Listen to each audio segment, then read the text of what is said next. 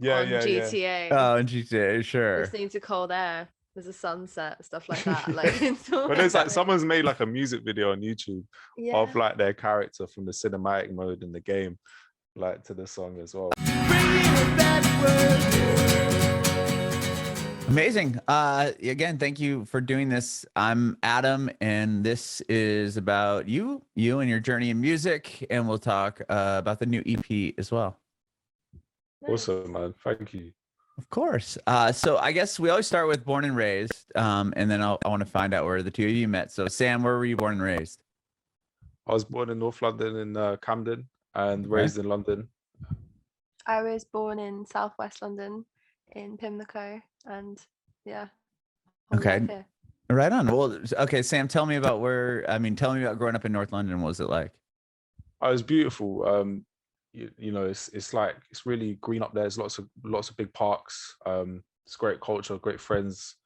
Arsenal football clubs, you know, it's my passion. Okay.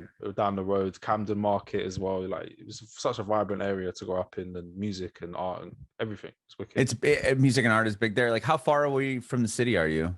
Oh, like probably like 20 minutes down if the traffic's good. Okay, so not far at all. That's awesome. Not at all. No, it's like zone 2. So, you know. Yeah. Okay. And what about music? How did you get into music? My dad's a drummer, and awesome. And he kind of growing up at a young age, he kind of got me into drums and percussion, and yeah, just always exposed me to music, and so did my mum actually. So creative family, creative background. Okay. And did he do it professionally, or that was just a hobby of his? Yeah, no, he's a drummer in a band called Vandergraaf Generator. They're like an old prog band from the 70s. And I think they just been touring before us actually. So they beat us to it, pandemic touring. Like, go them. They're like 75, you know. So that's amazing. So you grew up like literally around music your whole life. Yeah, man. Yeah. It's like it was always around, always. And did you go on tour with them at all, or do you remember seeing them all the time, or like live or anything like that? Yeah, like so they'd split up when I was born, but my older siblings had that experience, but I never really knew about it as a kid. So I remember he was like, "Yo, we're having a reunion in about 2005." I just thought they were like going to be a band in a pub somewhere, and they were playing like the Royal Festival Hall on the South Bank, and there was like his face on a banner, and there was like people with his like merch on with his face. I was like, what's going on? Like, you know what I mean? Wow. Where's the Porsche, Dad? Like, do you know what I mean? Oh my gosh. So I had no idea, honestly, man. It was weird. So you didn't even like care to like look and see if they had records out or Google the band or anything? Well, like there was a few images from, you know, like long hair, bearded face. He's just like a bald geezer now that loves to swim. Like, you know, he doesn't wear the leather jackets and have the crazy beard anymore. Yeah, I had no idea, honestly, man. Wow. So you started off on drums then? Yeah, drums and percussion is my background, and that's my primary instrument actually. Okay. And then when did you like, because in the band you play keys, right? Yeah, so the Hics is named after the wood hickory for drumsticks, originally made by me and my mate Jacob. We were 2 drummers, so that was kind of like the fun element to it, because we used to like combine 2 beats ideas or 2 drummers perspective to a track. But yeah, in the Hics I sing, accompany Roxanne, and I play keys or guitar, whatever. Okay, cool. So when did you start learning those instruments? Is that something you just picked up along the way? Yeah, like I think me and Roxanne, we'll get into this later, but me and Roxanne went to the same school. It was like Pimlico. They had a music course, and it was a requirement that you had to pick up like 3 instruments. So everyone had to learn keys to a good level. You were taught how to sing to in the choir, and then you could pick like a solo instrument, like either wind, brass, woodwind, like strings, and I think I did a bit of bass. I did guitar. Yeah, you did. Yeah. So, wow. Was that a college or elementary? Like what year were you going to that school? Like what? I'm not. That's ages 11 to 18. Yeah, I think. Wow. Like okay. High school, right? Yeah. Like yeah. Yeah, like high school. That's incredible. Okay, so you obviously met there in school then. So Roxanne, where were you? You born and raised in South London? Is that what you said? Well, really, it's like central London because it's still north of the river, but it's considered Southwest, although people that are actually from South would find that offensive because it's basically not like South cool at all. It's just not cool. Like it's not really, it's very quiet. It doesn't really have much of an identity, but it's where we went to school. So I grew up like right around the corner from there. Oh, interesting. Was this a school that you both had to like apply to get in? Was it like an art school? No, but No, it was. no, it wasn't. It was just It that wa- there it was a was. speciality. It was half. There was a speciality in music that you had to audition for, that Sam auditioned for to get in. Yeah. Okay, you didn't have to audition? Is that what you said? No, I didn't have to audition. No, Roxanne was in the catchment area, so this was like the regular school. No, I'm saying I didn't have to audition for the special. Oh music yeah, program. no, They just she let was me so in. good that they were like, yeah, come through. Oh, really? Yeah. I had to turn up with a backing track and No, it's audition. actually because I was petrified to audition, and my mum was like, "They've already said that they do it. Like they'd say yes, just audition because you have to." And I was like, "No, they might say no." And so yeah, they were just like, "Oh, for fuck's sake, just let her in. Like just let her do it." So All right. Well, I was only 11, so like I wasn't like 18 being pathetic. Sure. What did you play? Like, what was the first instrument you learned? Piano, and then moved on to guitar, and then kind of just stayed on guitar. Is that what you were, put into the program for? Was guitar? No, it was singing, but I did outside lessons on instruments as well. Okay, so they just knew that you're a great singer. The school did. Okay. Just writing and singing, basically. I wouldn't say I'm great. Just Well, like, how did they? knew I'm I could obviously sing. great enough to be I'll there, give like, an example. Yeah, so Okay. I was a few years younger, right? And so we'd have this Christmas concert in the local church on the corner every year. Like family, friends would come down, and each department in the music course would perform a piece. Like the percussion department would do something, like the jazz band would do something, and then Roxanne would have her own slot to like perform a few of her songs, and everyone was like, "Oh, Roxanne's gonna sing a song." And like, I don't think you clocked it at the time, but from our perspective, everyone was like, "Oh, this person's wavy at vocals." So like, by the time that me and Jacob Welsh, who's producer and drummer, like we started the Hics with, when we were like, "Yeah, let's get Roxanne," like when she was like, "Yes," we were like, "Yes," but like we got the Premier League vocalist to come on board. You know what I mean? She was legendary, I think. So wow. So you. I was 16, don't know. Like, no. But you were writing your own songs, obviously, and performing them. Yeah. When did you start doing that? I started writing when I was 11, and just kind of would perform at school all the time. Yeah. Did you come from a musical household as well? No, not really. No. I grew up being like a dancer, so I danced ballet from the age of like 2 to 14, and was around music all the time. So I think that being in studios, like dance studios, my mum's a salsa teacher, like I had loads of different genres around me from a very young age, and so I kind of picked up a lot there. But I never really thought of myself as a musician. I always wanted to be like a actor or a dancer. Interesting. But what drew you to writing songs? I think it's just a way of journaling. It was kind of just a different way of expressing myself. So yeah. Well, it started like that. Well, you said that you were like kind of a shy kid when you didn't want to audition. You thought you weren't going to get in. Must have been difficult then to show your songs to people, and then obviously you were playing them in these like Christmas recital things. Oh yeah, definitely. I mean, the first 3 years of writing music, I never showed it, but once I got to 16, like Christmas concerts, like Sam said, I would be up there singing what I think now is quite explicit content for like young people to be listening to. Okay. But yeah, like the parents are like, "Oh my god." Oh wow. And especially at a Christmas concert, they just let it roll. Yeah, they were fine. They were like, whatever, they'll do a thing. Oh man, that's awesome. So it wasn't like you're going out there singing Jingle Bells or like something like that. It was like deep songs. Yeah. Oh man. Do you have been deep songs? Do you have any recordings of those or any? I think you might be able to find some. It's on YouTube. Go search it. I think so. Oh man, not because I just want to hear the song lyrics. That's so funny. Well, okay, well then obviously you guys have known each other for a while. Sam, you said you're 2 years younger than Roxanne, and so when did your guys' musical like relationship start? Like, did you start playing with each other pretty quickly, or? I think like me and Roxanne always knew each other through the music course, and the music course at our school was like combined everyone across all years, like so it wasn't separated by years. So if you were in a certain department, you had to play that part with someone that might be 5 or 6 years older than you. Got it. You just had to catch up basically. And so we would go on these like socials, and we'd go on these like little tours around in Europe. Like we went to Prague for one of them, and that was hilarious. Like Tell me about that. Why was it funny? Roxanne and her age group were considered to be Old. you were like the oldest. They were like given the, what do you call them, men? Prefects, that's it, the snitches. Okay. So in Prague, the drinking age is really young. So we were like 14. I was like 14 at that time, and you know, our mission was to go out and find some beers could take back to the hotel room.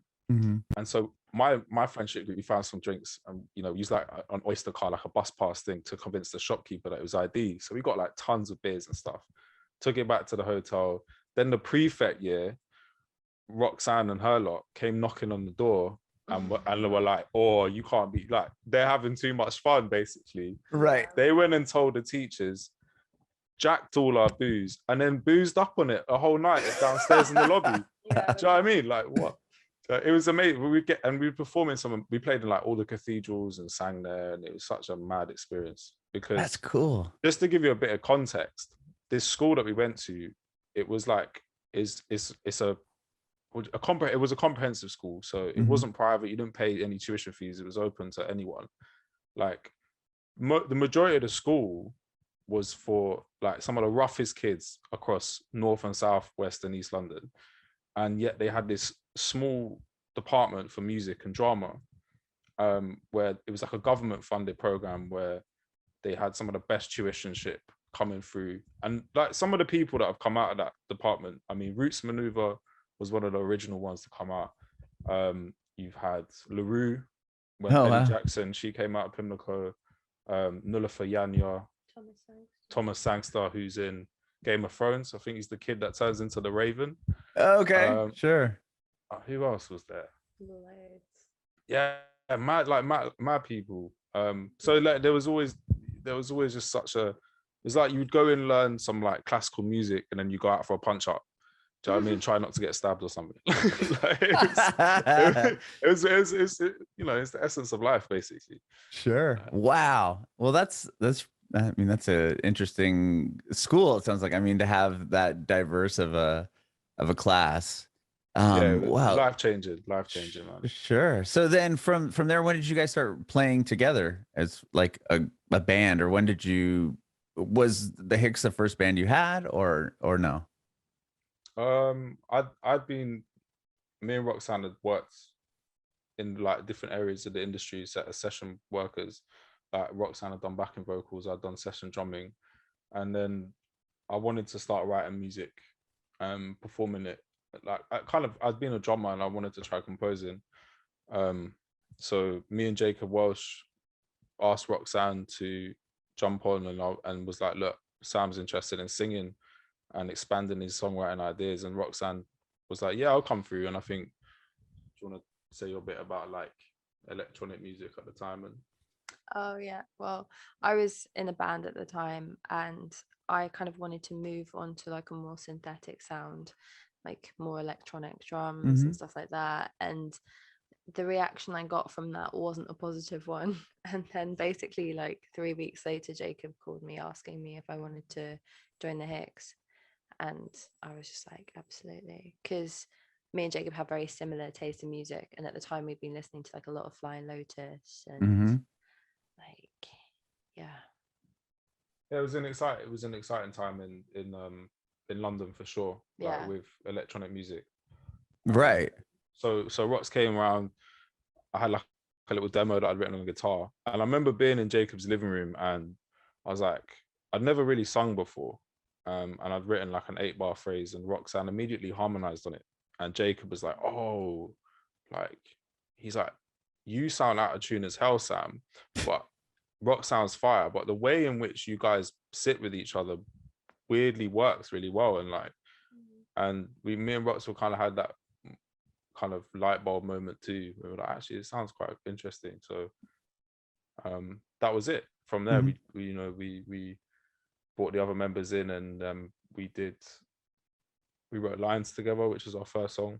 And then from there, it was very quick into the atmosphere and it's suddenly like, existing as some kind of official band or something, because that originally Lines was a 30-day free download on SoundCloud, and then it just like, had a bit of a moment on SoundCloud and blew up a little bit.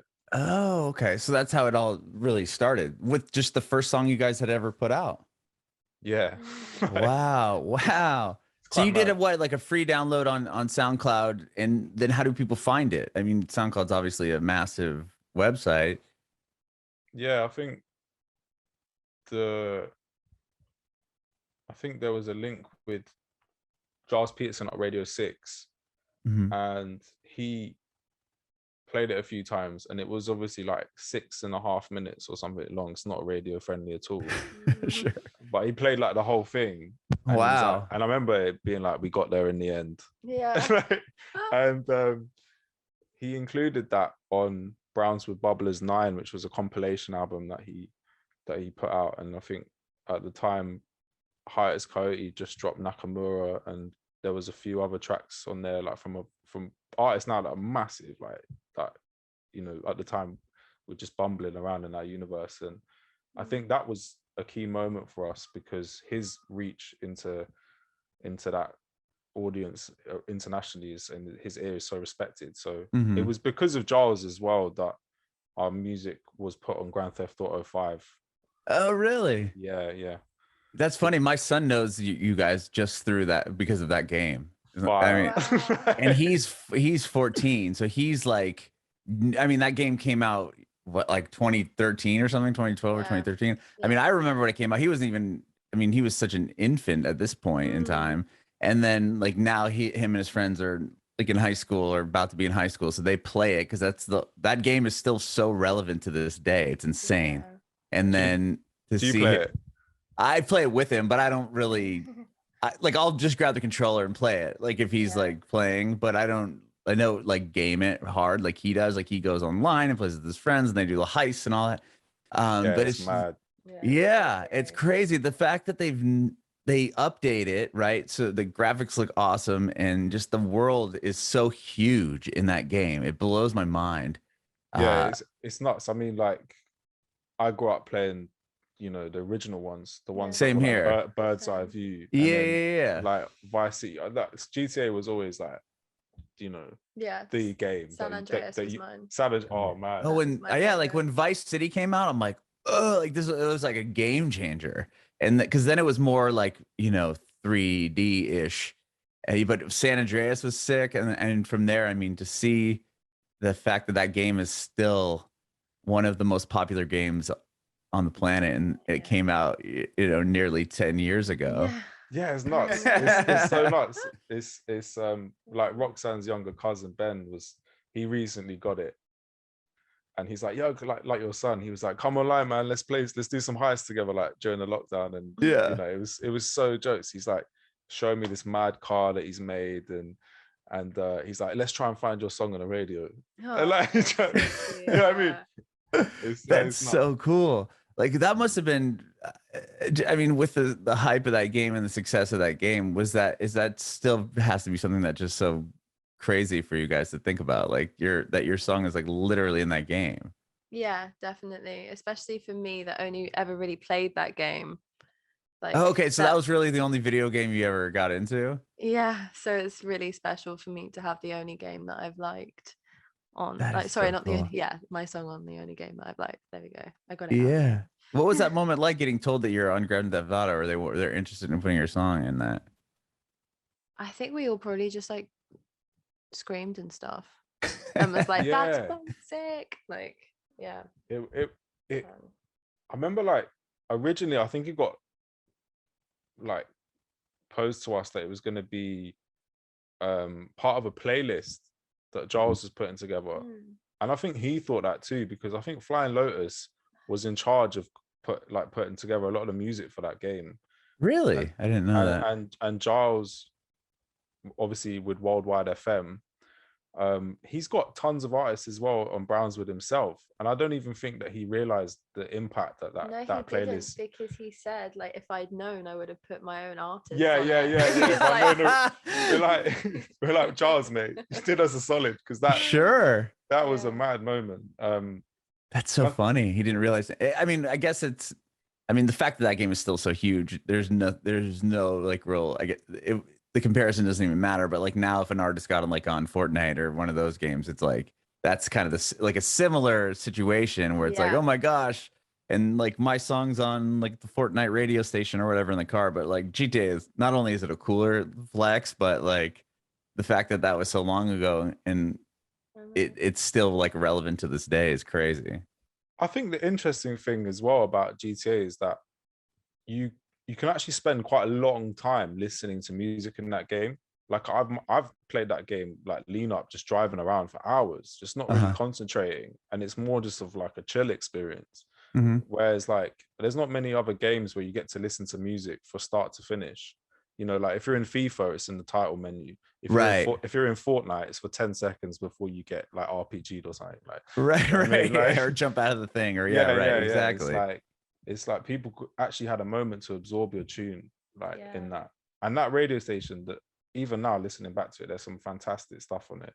And people still like say it in comments on like YouTube videos, saying stuff like, "Oh, I'm driving down like, was it PCH on GTA? Oh, and GTA, sure. Listening to Cold Air. There's a sunset, stuff like that." Like, it's but there's like someone's made like a music video on YouTube of like their character from the cinematic mode in the game, like to the song as well. Oh, that's cool. That is jokes, really man. cool. The meme culture around it was hilarious. Well, once that kind of happens, is that when people, I mean, that was your second single, right? That made it onto Cold Air was the second record. It wasn't Lines that's on the game. So like, so Lines does really well. And then what you put out your next song to kind of follow that up. And then it also does really well. Like they pick it up for Radio 6 and everything as well. Like, how does it go from Lines to the next song? I think we had Lines out with Giles. Giles really liked it, and he really liked what we were doing. And I think we said to Radio 6, and we said to Giles, like, we'd love to give you like first play on air.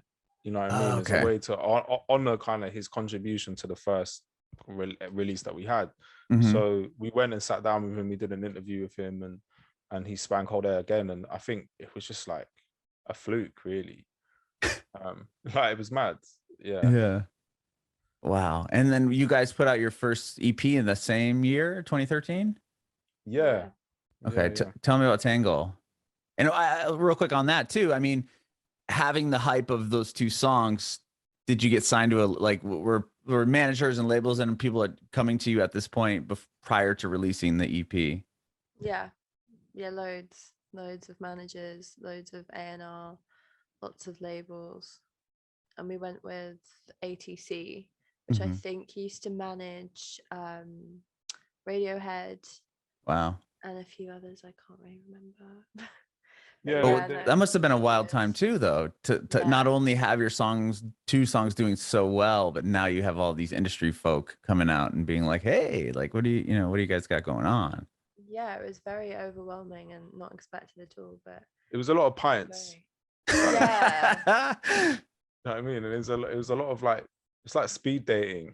Yeah, it is. I mean, like, you're not sure if you're interviewing them or they're interviewing you, and it's like, you know. Right. Yeah, like, am I answering these questions in hopes that they offer me a deal, or are they asking questions in hopes that we accept the deal that they already have kind of on the table? Yeah, exactly. And interesting.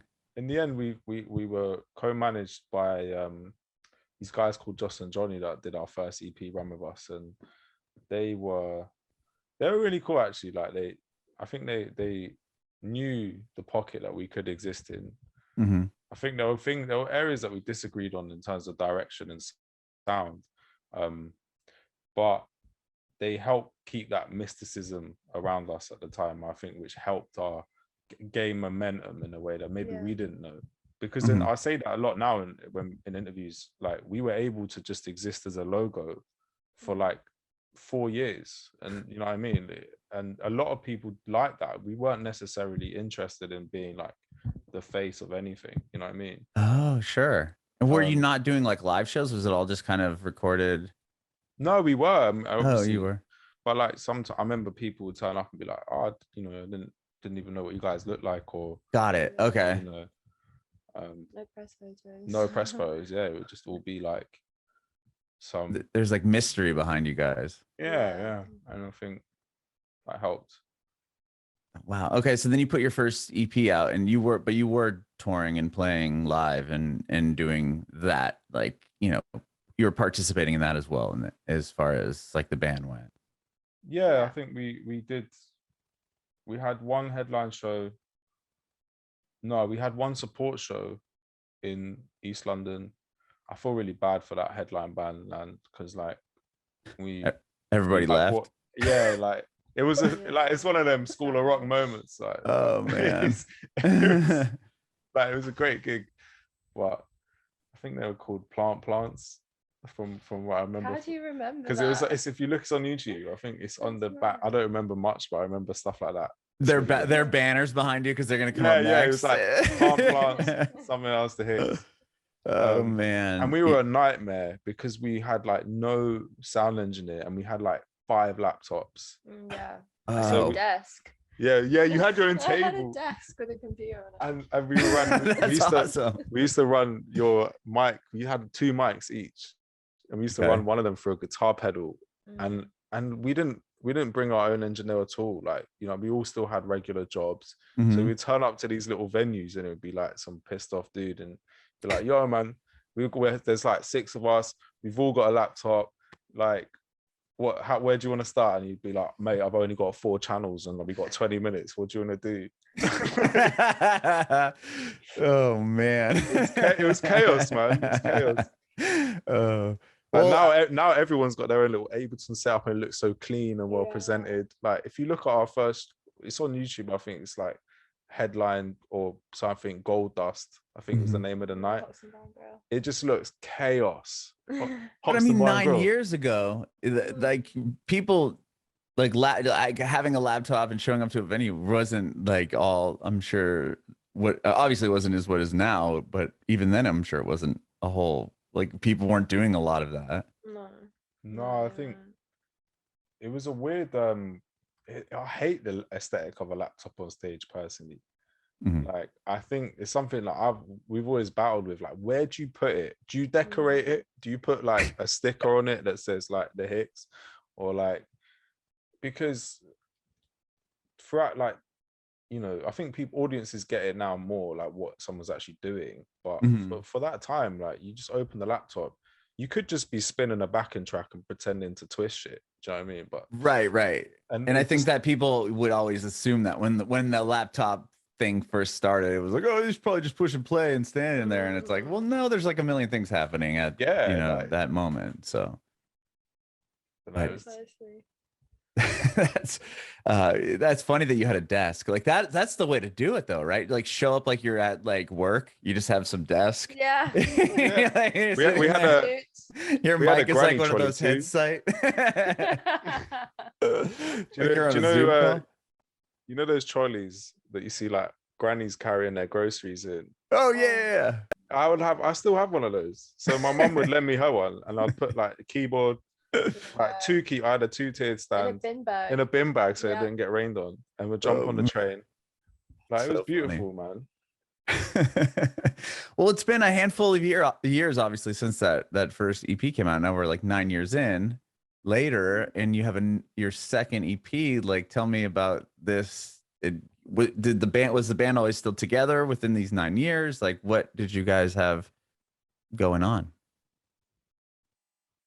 You got You want me to say it? Yeah, because you word it better than me. Well, I'm too blunt. it's weird. Like, so we started me, Jacob, Roxanne. Uh-huh. Then we had Jordan. Then we had Matt. Then we had David. We sadly lost David in 2014, and after that, personally in the group, we lost family members as well to illness. Oh, and I'm so sorry. all through such a quick time frame as well. It was all space of about a year. Yeah. And I think we were all so young at the time, and I think was such a traumatic experience for us all, Yeah. that we were Mhm. all paralyzed by it in a way, and didn't know how to process what, losing a bandmate and then losing family members, and it was probably the toughest period of my life, to be honest. I can't even imagine, Yeah. especially somebody that a band member, like probably like a brother to you all. Yeah. Yeah, and I think it's beautiful that you can David's sax solo that you hear at the end of Lines still Mhm. lives on today, and everyone can still be a part of that, and his family can still have connection to that, and see that song drops. That's the biggest stream song that we have on Spotify, and Mhm. and that's a beautiful moment for them. Yeah. um and I think during that period it was unclear what we were going to do, or like where we were going to, like how we were going to function or whatever, and Mhm. we didn't function, in all honesty. And No, yeah, I don't think any of us really processed the grief. Like we were Right. so young and there were like 4 people. So it's very difficult to even acknowledge how you feel when you're that young, especially when you don't really know how to communicate your grief to people yet, if you Mhm. haven't experienced loss before. So we're all kind of existing in this bubble and not really being honest about the fact that we weren't doing so well. So it kind of broke apart, I think, because of that, because we didn't have the words to like communicate properly. Mhm. yeah, Yeah, 100. I couldn't even imagine. I mean, that has to be. And not only do you lose your band member, you're saying you guys lost family members in the same time period. It's like Yeah, it it was sounds mad. like Yeah. a lot to process, and yeah, Mhm. and everyone deals with grief and loss differently, and in a band dynamic that would be very very hard Yeah. to handle. Oh my gosh. Well, I'm very sorry about that. No, I mean, I It's think life. it's part of explaining to people like, where the hell have you been, kind of thing, and it's like there's a genuine reason for it. Yeah. Right, right, And right. it's Yeah. like um And then that I think Matt left yeah, after David died. The bassist left because he wanted to do a PhD. So he left to do that. smart man. Yeah. Well, yeah, I Good mean, I backup guess plan. it would be if you lose a member and maybe it's too traumatic to even kind of think about playing these songs, or it's the way obviously people process stuff differently, but maybe that Yeah. there could be a lot of stuff, I mean, in Yeah. there, but Yeah, yeah, I could see how that would happen with members Absolutely. leaving, or yeah. Yeah. so obviously, we still exist as the Hics, and Hmm. we still work closely alongside Jacob Welsh, who's a producer now for a bunch of artists, and Jordan has his solo career as Geo. You should definitely go and check him out. And I think Matt, I haven't spoken to Matt in a minute, to be honest. Don't know Hmm. Matt, where are you, mate? um, but yeah, like we're all we're all still doing bits and pieces, and getting on with life. Do you know what I mean? Hmm. Yeah. When No. did you decide to start writing again? At least the two of you. 2017. I think we had that year where we went on tour in America with Bars, Hmm. who is a part of Dreamville. And after kind of getting, going to a different country that neither of us had been to before, and like traveling around the whole of the States, having these experiences that we've never had before, it kind of injected a new lease of life into us. I think in terms of being able to write as well about different experiences. And Hmm. that is when we came home in 2017. Yeah, we just started writing from there, really. Yeah, yeah. I think it felt the time. It felt right, like the timing of it. Hmm. We had a body of music, and we'd been on and off working with Bars in the States, going back and forth. And I think like being over there injected a new lease of life into what could be for us, as writers and as producers. Um, and I think me and Roxanne were unsure whether to like, continue as the Hics, or whether to just be background writers or whatever. But I Hmm. think we felt as though we spoke to a lot of people, and we had we felt as that there was good memories in what we started, and it's a shame that I couldn't continue. Do you know what I mean? And we, like our fan base, like they were on our case, man. And I love them and thank them for it. They were like, "Where are you? Like this ain't good enough." Do you know what I mean? And like, some of the comments now are hilarious. They'll be like, "Love this EP, guys.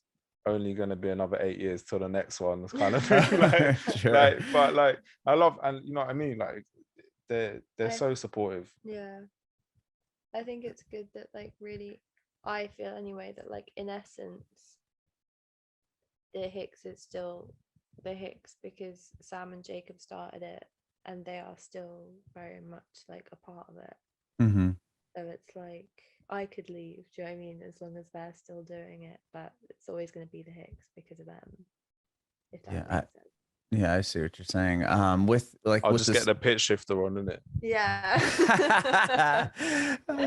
Well, with this new EP, were these songs that you had started in 2017, or did some of those come out, or you know, were all these newer recordings? 2017, 2018. The only one that's old as hell is Tell Me. Yeah. Tell Me was a demo that I'd written in 2014 Oh wow. and 2015. Yeah. 2015, sorry. And it originally sounded super different. It had like live drums on it. It sounded like almost like had like war paint, live hi-hat energy. Okay. Like live drum sound. And then we rediscovered it with Jacob, and we're like, let's strip those drums back. And me and Jacob and Rox just spent a day or two tweaking it and replacing all the drums with like little Korg Volca beat stuff, and had a load of fun with it, and reopened it and finished that record. That's for Tell Me. I think Caught in the Lie was a loop that I'd written that stayed on our desktop for years. That Rox would open it, I would open it occasionally, and we'd listen to like 16 seconds or whatever, and then be like, that would sound good one day for an idea. Never did anything with it. I could never write anything to it. And then you wrote the first line. Caught in the Line. Fire. And then it went that was it. Yeah. Yeah. That I was think that the past, like from 2017 to the end of 2019, was really us kind of figuring out how we work as a two, and like the way that we write, and kind of working around each other, because we hadn't really written just us two before. And so it was a lot of long nights, and a lot of like, I don't like that word, let's try and find a different word, for like an hour. Yeah. And we write very differently, so it's like a lot of like balance had to be created, and it took 2 years to do it. Well, then a pandemic hits, right? I mean, so it's Yeah. 2019, yeah. and then did you have a majority of the songs finished by 2019, and then the pandemic just wrecked everything? Yeah, like all of the songs were finished, they were mastered, mixed, and then the pandemic hit. I had more hair in the EP cover. You check the EP cover we got, yeah. I have it here. Yeah. Check the current press photo, and then oh check yeah, you do. Yeah, How many years younger? That's what you call life. We're 3 years younger than we are now in that picture. Yeah, and you had sunglasses on. Totally. Yeah, it does. Yeah, it looks man. totally different. That's so funny. Where are those I'm sunglasses? gonna need some Botox. I don't know. Same, man. So during the pandemic then, or during the last couple of years, was it just holding on to the record and waiting in hopes that the world opened up at some point? Like, what was the game plan then? We used that time to make music videos. Okay. So we made most of our content during the pandemic, like music videos, lyric videos, working with artists who were stuck indoors as well and wanted to create during that time. We designed all of our merch during that time with a graphic designer called Joe Dow. And yeah, it was actually really cool, because we were still working like creatively with people from all different parts of the world. Yeah, still kind of building the project in a sense, but the music is done. So it's like Yeah. that part's done. Let's just do the creative, visuals. Exactly. Very I cool. think we were trying to find a home for it at the Mhm. time. Like, we're managed by the Fiends, and they got some great relationships with people in the US, and we were lucky enough to have them find a partner as a distribution partner with Empire. So I think like we were totally down to release it independently, and it is released independently. We have a licensing agreement. It's not a record deal, but it was super, like, what's the word? It felt like a miracle moment to land that release kind of situation with Empire, because it was at a time where everything was so uncertain, and the cost of doing anything like is just ridiculous.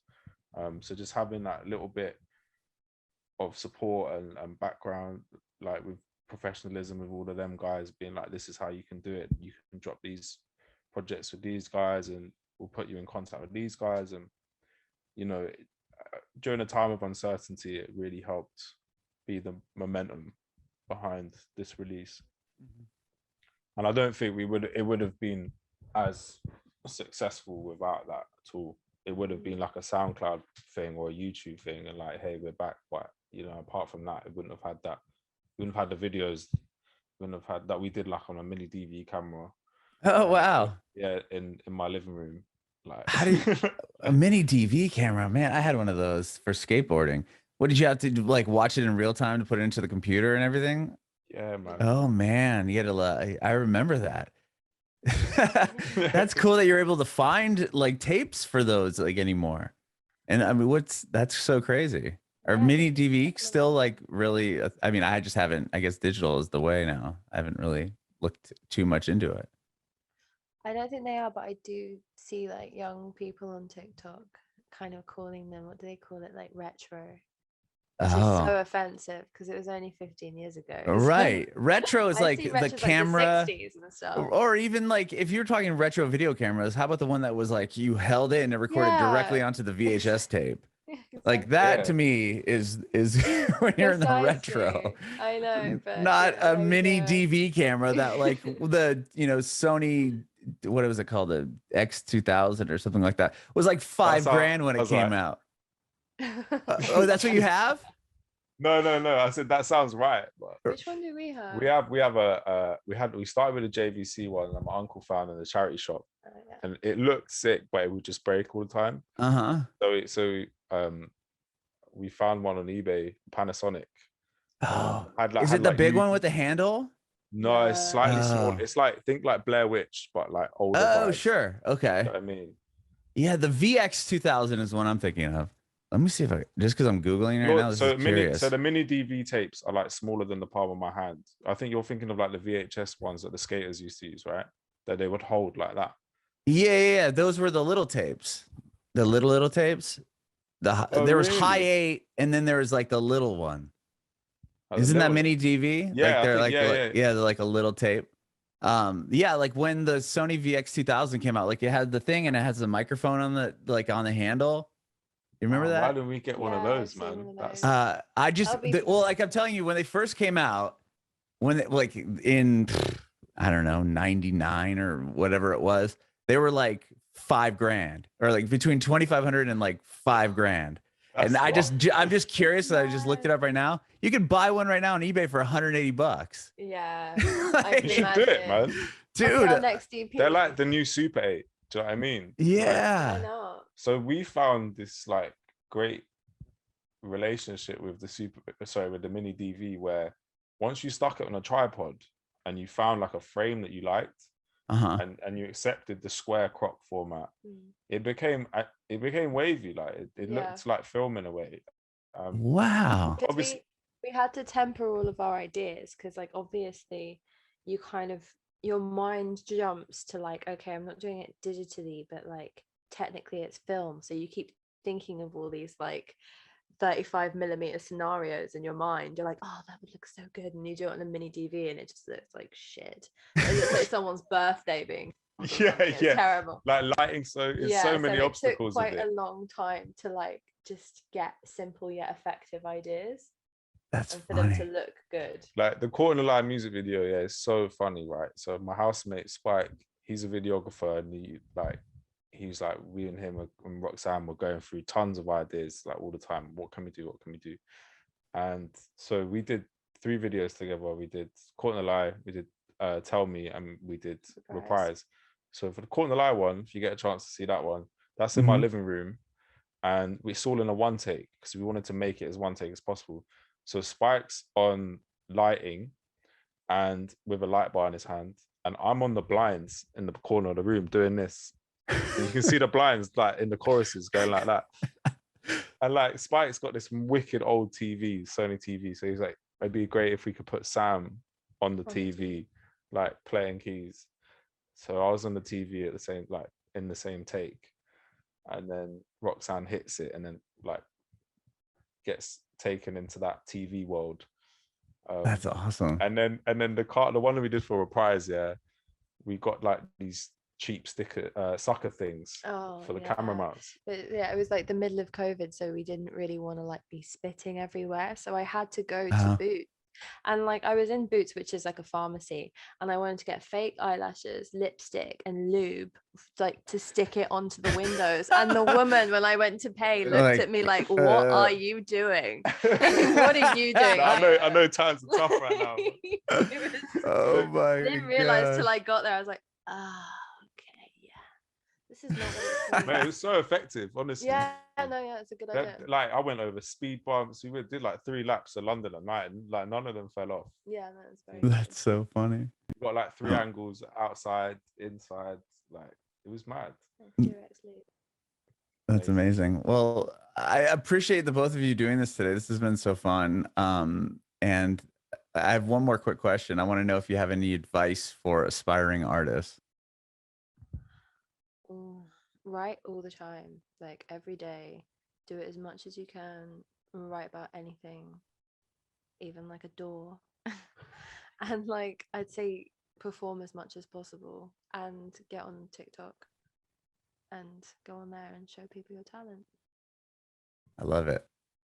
Love it. Thank you. What about you, Sam? You got anything? I would say